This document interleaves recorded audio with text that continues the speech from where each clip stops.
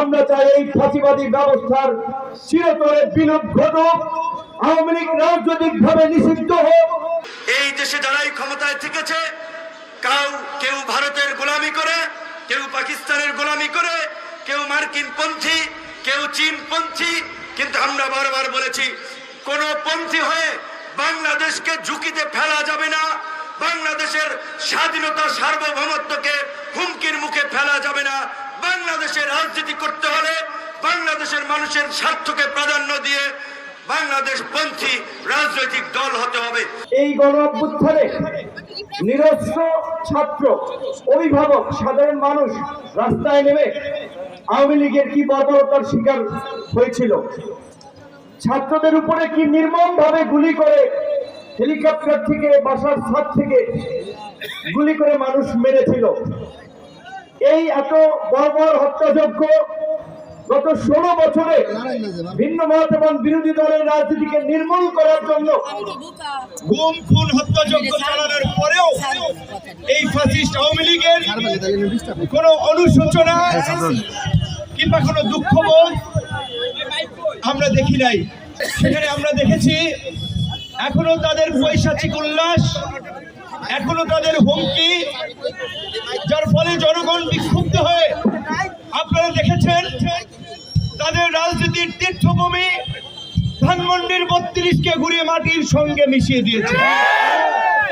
যদিও রাজনৈতিক দল হিসেবে, শান্তিপূর্ণ মানুষ হিসেবে আমরা কোনো ধরনের সংঘাত সহিংসতাকে সমর্থন করি না। আমরা মনে করি এই গণ অভ্যুত্থান পরবর্তী বাংলাদেশ বিনির্মাণে রাজনৈতিক দল হিসেবে, সুনাগরিক হিসেবে আমাদেরকে দায়িত্বশীলতার পরিচয় দিতে হবে। সকলকে সাথে নিয়ে আগামীর নতুন বাংলাদেশ বিনির্মাণ করতে হবে। কিন্তু বাংলাদেশের পতিত স্বৈরাচার প্রধানমন্ত্রী শেখ হাসিনা ভারতে বসে ভারতের প্রেসক্রিপশনে এই দেশে অরাজকতা তৈরি করার জন্য আওয়ামী লীগের নেতা কর্মীদেরকে উস্কানি দিচ্ছে, অথচ মূল নেতারা কিন্তু সবাই নিরাপদে দেশ থেকে পালিয়ে গিয়েছে। কাজী দেশে অবস্থানরত সাধারণ আওয়ামী লীগের, নিরীহ আওয়ামী লীগের যারা জনগণের উপর অত্যাচার নির্যাতন চালান নাই, গুম খুন চালান নাই, তাদেরকে বলবো আপনারা জনগণের কাছে ক্ষমা চান, এলাকার মানুষের কাছে ক্ষমা চান, মানুষ আপনাদেরকে ক্ষমা করবে।